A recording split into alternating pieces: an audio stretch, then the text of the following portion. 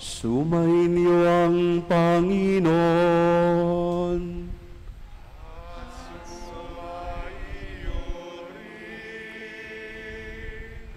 Ang mabuting balita ng Panginoon ayon kay San Juan.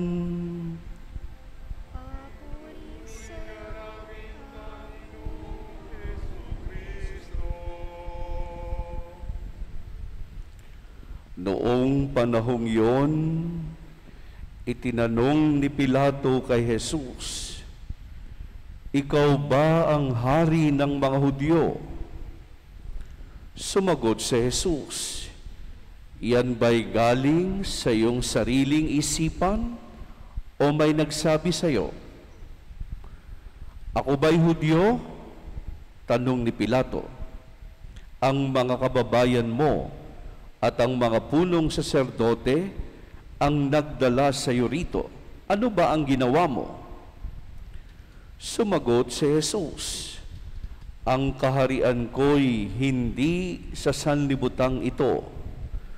Kung sa sanlibutang ito ang aking kaharian, ipinakipaglaban sana ako ng aking mga tauhan at hindi na ipagkanulo sa mga Hudyo.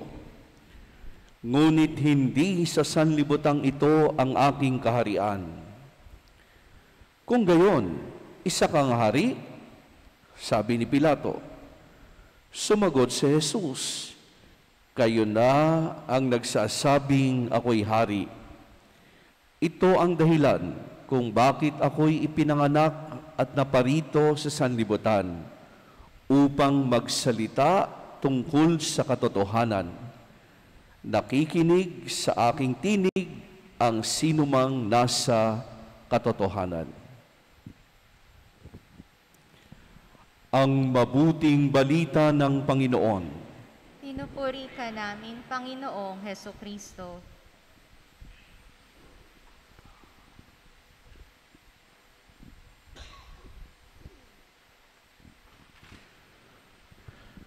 Magandang umaga po sa inyong lahat. Good morning. Magandang umaga po, Father. Pakisulyapan ang mga katabi natin bilang pagbati. Sulyap lang po. Bawal magsalita. Binabati rin natin ang mga nakasubaybay ngayon sa misang ito na nasa kanilang mga tahanan. Ngayon nga po ay Christ the King Sunday. Papurihan natin ang ating mahal na Kristong Hari. Palakpakan natin ng malakas ang ating Panginoon.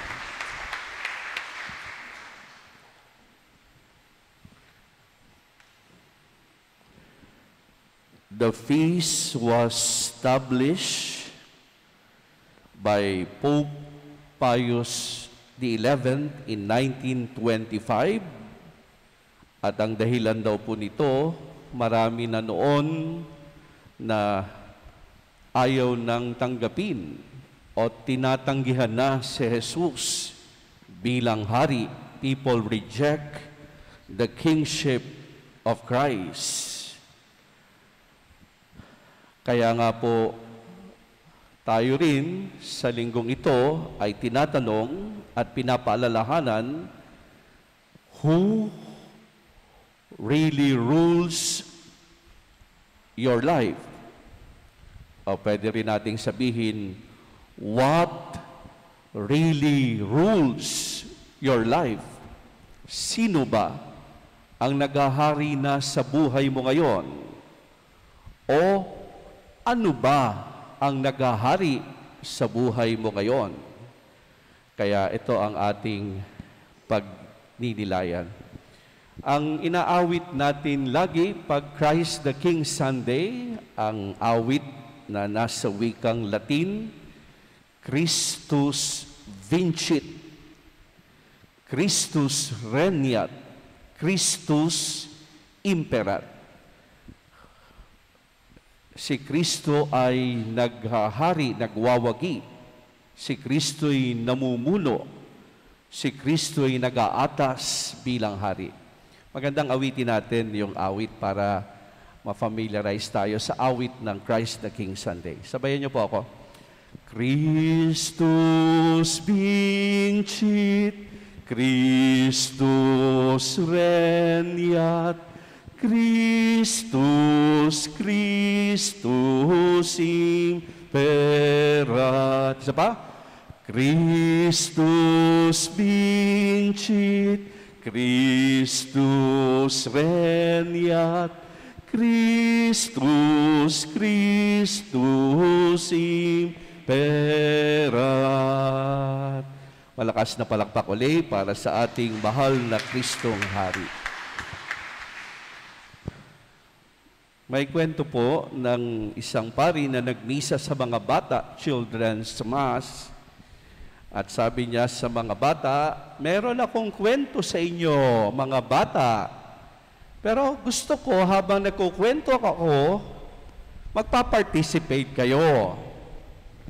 At pag tinuro ko kayo, sabi ng pari, sasabihin nyo, that's backward.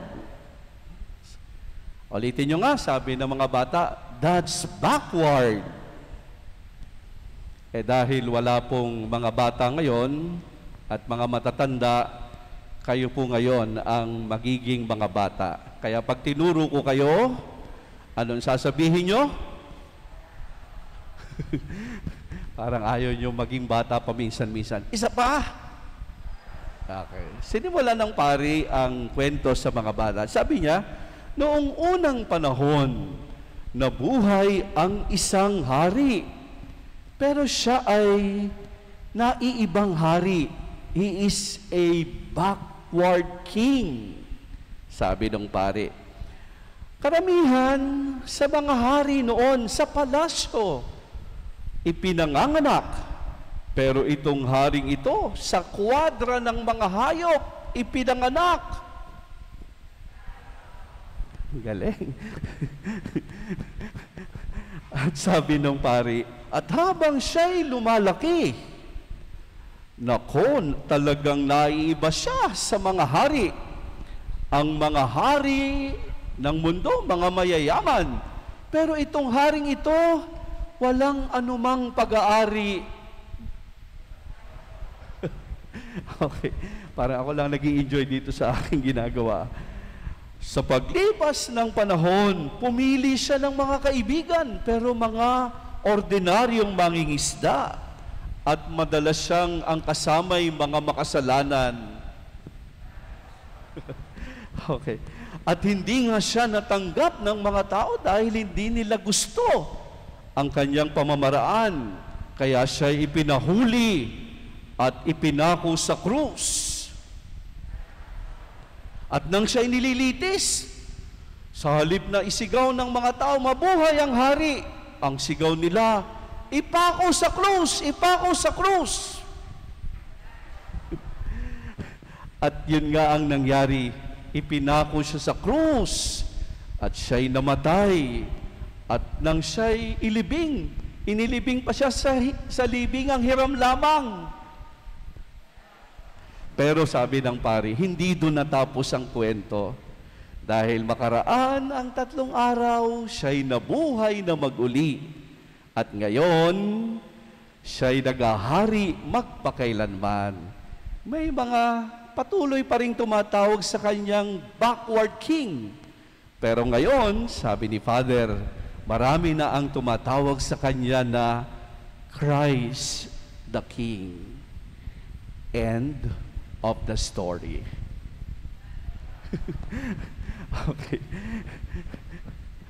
Ano bang ginangyari dito sa paring ito sa quarantine at nagkaganito na?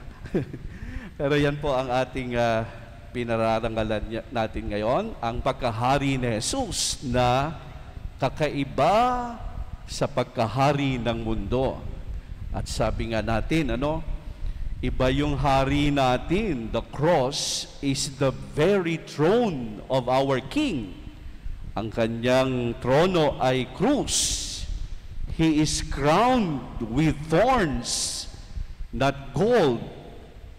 Hindi ginto ang kanyang korona, kundi tinik.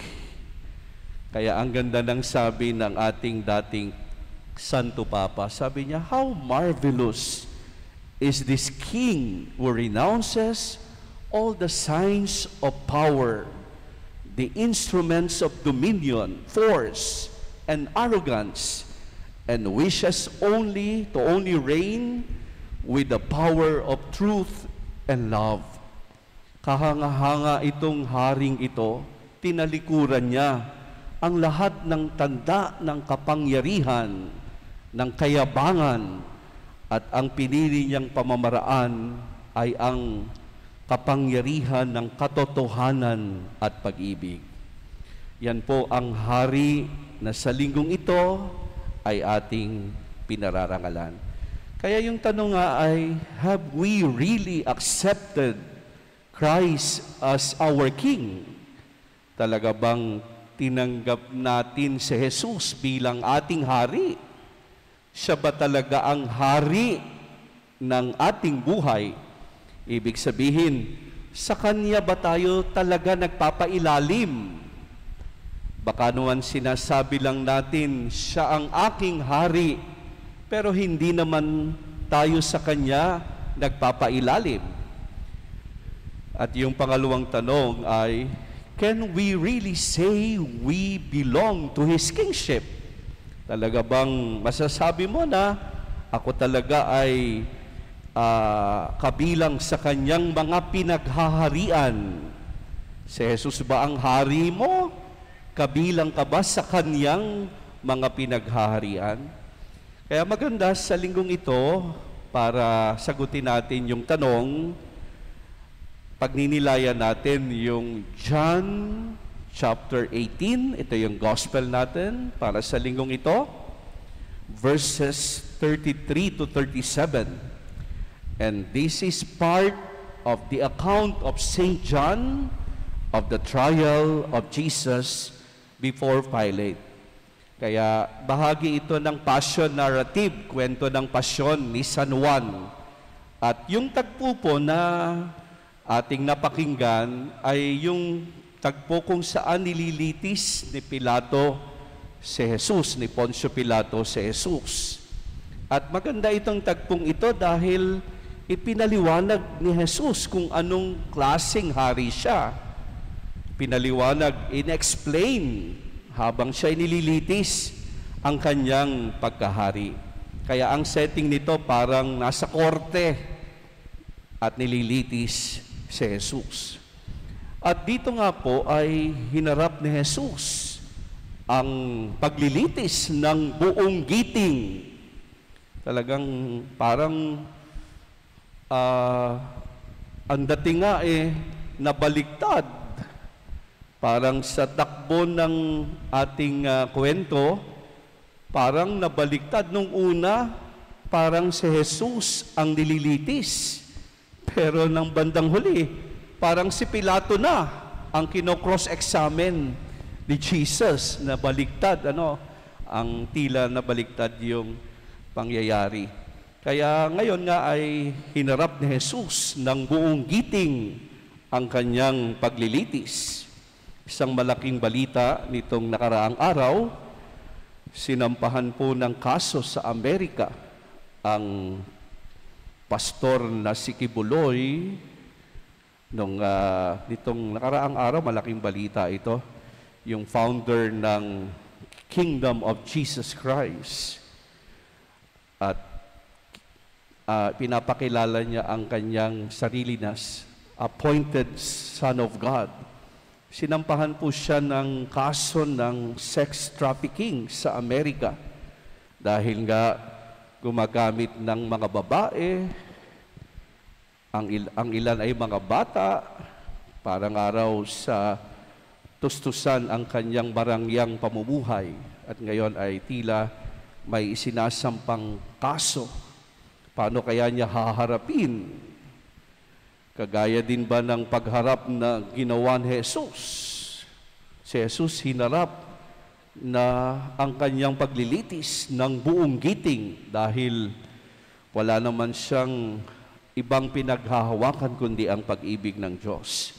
At ito nga yung tagpo dito sa passion narrative na ito ni St. John. Nang tanungin ni Pilato si Jesus, Ikaw ba ang hari ng mga Hudyo? At dito sa tanong na yan, sa halip na sagutin ni Jesus, tanong ang binato niya kay Pilato. At sabi niya, o yan ba'y galing sa'yo? Sa iyong sariling isipan? O may nagsabi sa'yo? Binalik yung tanong, binato ng tanong si Pilato. Kaya sabi ko dito, parang ang nangyari, parang si Pilato yung nililitis. Sabi ni Pilato, ako ba'y Hudyo? Kaya dito parang on the defensive na itong si Pilato. At dahil nga po dyan, sa tagpong yan, nilarawan ni Jesus ang kay Pilato ang kanyang paghahari. At ito raw ang kanyang paghahari. Sabi niya sa Ebanghelyo natin ngayon, ang kaharian ko ay hindi sa sanlibutang ito. Kung sa sanlibutang ito ang aking kaharian, ipinakipaglaban sana ako ng aking mga tauhan at hindi na ipagkanulo sa mga Hudyo. Ngunit hindi sa sanlibutang ito ang aking kaharian. At sa daloy ng paglilitis na ito, sabi ni Pilato, kung gayon, isa kang hari? At sabi ni Jesus, ikaw na ang nagsasabi. At pagkatapos nga ng tagpong yon, ibinahagi ni Jesus ang misyon niya bilang hari. At sabi niya, ito ang dahilan kung bakit ako ipinanganak at naparito sa sanlibutan upang magsalita tungkol sa katotohanan. Kaya dito, ipinahayag ni Jesus ang kanyang misyon bilang hari. Sabi niya, ako ay naparito upang ipahayag, ituro ang katotohanan, to testify to the truth. Kaya yan ang uri ng pagkahari ni Jesus, ang maghayag at ang manindigan para sa katotohanan. Kaya ngayong linggong ito, yan ang larawan ng pagkahari ni Jesus na ipinapakita sa atin. Siya ay hari na naghahayag ng katotohanan. Siya ay hari na naninindigan para sa katotohanan. At yan nga po ang ipinakita ni Jesus dahil nang ginampanan niya na ang misyon niya, talagang naghayag siya ng katotohanan, nanindigan para sa katotohanan. And even at the height of his suffering up into Calvary, he remained steadfast in his witness to the truth, even as his accusers reviled him and his friends deserted him. Ibig sabihin, kahit na siya'y sinasaktan na, nanatili pa rin siya sa katotohanan, nagpapahayag ng katotohanan. At ito ang larawan ng pagkahari ni Jesus. At dahil dito, binibigyan tayo ng qualification kung paano mapapabilang sa kanyang mga pinaghaharian. At kung ating susundan ang hamon ng Ebanghelyo, binibigyan tayo ng sukatan kung paano tayo mapapabilang sa kanyang mga pinaghaharian. At ano ang sukatan? Kung tayo ay nagpapahayag ng katotohanan at naninindigan para sa katotohanan. Isang batayan, qualification ng pagiging kabilang sa pinaghaharian ng Diyos. Kaya doon sa tanong ko kanina, can we say that we belong to the kingship of Christ? Ang sagot doon ay, oo, kung tayo ay nagpapahayag ng katotohanan at naninindigan para sa katotohanan. Alam nyo, ngayon pong papalapit na ang halalan, Naglalabasan na naman ang mga iba't ibang mga kasinungalingan. Merong isang resulta ng online presidential survey na nilabas ang isang pahayagan. At ang nakakagulat nang tinitingnan yung mga bumoto sa ilang mga kilalang presidential candidate, ang mga bumoboto, mga taga-Thailand, taga-India. Kaya ngayon, dapat mas maingat po tayo, ano? Talagang laganap ang mga trolls, mga bayarang trolls. Kaya ngayon, pati survey, mga fake surveys. Kaya dapat mapanuri tayo. Bilang mga Kristiyano, inaalam natin ang katotohanan sapagkat yan ang batayan ng pagkahari ni Jesus na binabanggit sa ating ebanghelyo ngayon. At ngayon nga po ay naglipa na ang mga kasinungalingan. Kaya dapat talagang nanunuri tayo sa panahon nating ito. Nais ko lang iugnay sa sinabi ng ating CBCP, incoming CBCP President, si Bishop Ambo David. Sabi niya, kung nalilito tayo sa pagpili, sabi niya, follow the commandments. Sundin mo lang ang mga utos ng Diyos. At nagbanggit lang siya ng 3 para matrim down mo ang iyong mga kandidato. Hindi naman ito pamumulitika, kundi gabay ito sa tamang pagboto. Sabi niya, follow the commandments. Do not kill. Do not steal. Do not lie. Doon pa lang, iiksi na ang listahan mo. With these 3, the list would be trimmed down. Totoo nga naman, pag ginamit mo yung 10 utos, etong 3 lang na ito, trim down na ang pagpipilian mo. Sabay pumapatay. Babawasin mo na yung mga pumapatay. Sabay nagnanakaw. Babawasin mo na yung mga magnanakaw. Sabay sinungaling. Sabi ni Bishop Ambo, etong 3 lang na itong gamitin mo, bawas na, tanggal na yung iba. Kasi nga ngayon, kailangang mapanuri dahil naglilipa na ang mga kasinungalingan at mga pagbabaluktot sa katotohanan. Pero balikan ko yung ating pinag-uusapan ngayon, natagpo sa paglilitis kay Jesus. At ang napansin ko lang, sayang itong si Pilato. Sayang. Nakapanghihinayang. Sinayang niya ang pagkakataong mapabilang sa kaharian ni Jesus. Bakit sayang? Nakilala niya na ng malapitan si Jesus. Pero hindi pa rin siya sumampalataya. At hindi lang yon, may chance sana na makapanindigan siya sa totoo para kay Jesus. Pero hindi siya nanindigan. Kasi nung kinakausap niya si Jesus, nalaman niya yung totoo. Nalaman niya yung totoo dahil pagharap niya muli dun sa mga tao,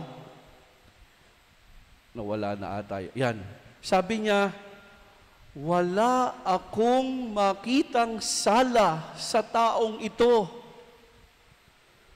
So nakita niya yung katotohanan. Ang katotohanan, walang kasalanan yung tao. Pero, hindi siya nanindigan sa katotohanan na nalaman niya na ito pala'y walang kasalanan. Bakit? Walang kasalanan, pero hindi naman niya pinakawalan. Sayang, nalaman niya yung totoo, pero hindi naman niya pinanindigan yung totoo. Dahil nga po, sumigaw yung mga tao, sorry. Sorry, nawala. Sabi ng mga tao, nung sinabi ni Pilato, wala akong makitang kasalanan sa taong ito. Sabi ng mga tao, kapag pinawalan mo yan,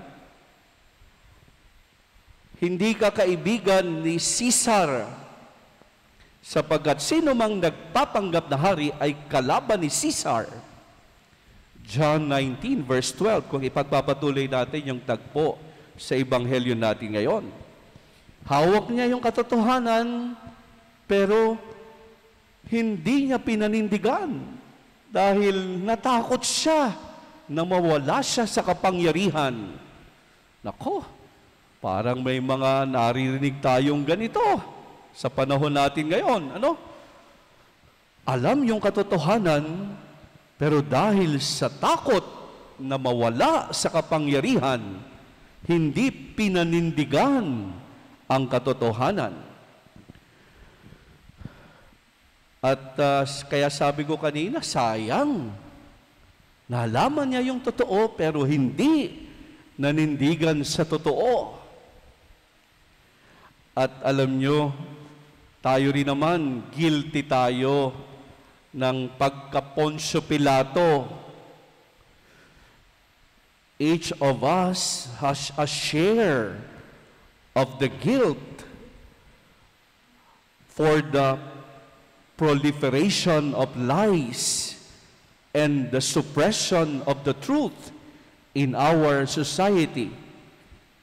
Tayo rin naman, minsan ganyan din, ano? Marami sa atin nagpapalaganap ng kasinungalingan. Alam mo ng kasinungalingan, kinakalat mo pa. Eh di ho ba, para ka ring Poncio Pilato? O kaya naman, hindi ka nga nagpapalaganap ng kasinungalingan, pero nananahimik ka naman, kahit na alam mong yun ay hindi totoo. Eh di ba para ka ring Poncio Pilato? Nalaman mo yung totoo, nanahimik ka na lang, kahit na alam mong yun ay kasinungalingan.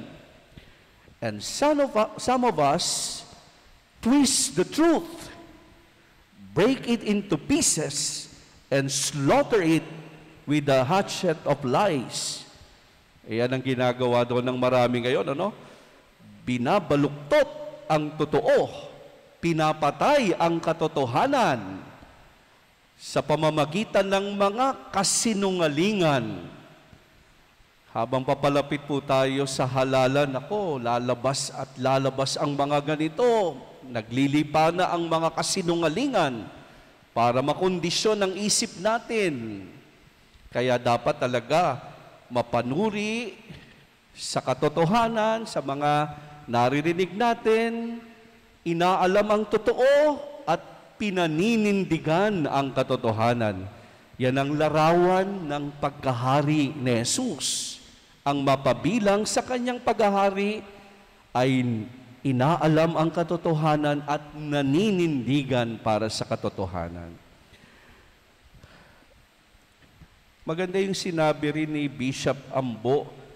Sabi niya, dahil nga nagbibigay siya ng gabay sa pagpili, sabi niya, we should be ashamed to call ourselves Christians if we do not actively participate in getting the trustworthy candidates into office. Oo nga naman, ano? Nakakahiya nga naman na tawagin mo ang sarili mong tagasunod ni Kristo kung ang sinusuportahan naman natin, mamamatay tao, sinungaling, magnanakaw. Eh, nakakahiya namang sabihin mo na, Kristiyano ako, pero yung values na ating pinakikita, taliwas naman sa aral ni Jesus. Kaya siguro po ngayong araw na ito, yan ang magandang paalaala sa atin. Ako ba talaga ay bahagi na ng pinaghaharian ni Jesus? At yung isang criteria na binanggit ngayon, napakaganda na, no? Si Jesus ay dumating para maghayag ng katotohanan at manindigan sa katotohanan. Ganyan din ba ang ginagawa ko sa buhay ko ngayon? Naghahayag ng katotohanan at naninindigan para sa katotohanan at para kay Jesus.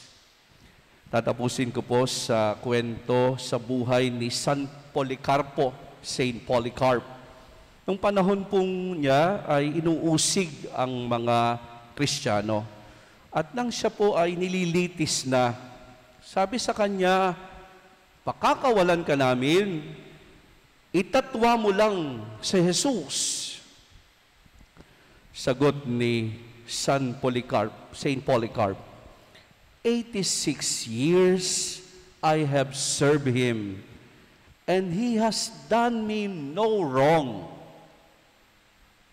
86 years I have served him, and he has done me no wrong. How can I blaspheme my king who has saved me? Ba't ko naman lalapastanganin ang hari na nagligtas sa akin? Kahit na nasa harap ng paglilitis, hindi tinalikuran ni Saint Polycarp ang katotohanan sa Jesus. Kahit ito'y mga hulugan ng pagbubuwis niya ng buhay. Mga kapatid, yan po ang hamon ng pagdiriwang natin ngayon. Isang katangian na tayo'y pinaghaharian ni Jesus, ang paninindigan sa katotohanan, paninindigan kay Jesus sa harap ng iba't ibang hamon ng kasinungalingan at pagbaluktot sa katotohanan. Nawa, makita natin ang katapatan ng ating Kristong Hari sa ating pagiging mapagmahal at pagiging totoo sa bawat araw ng ating buhay. Amen. Tumayo po tayo. Ipahayag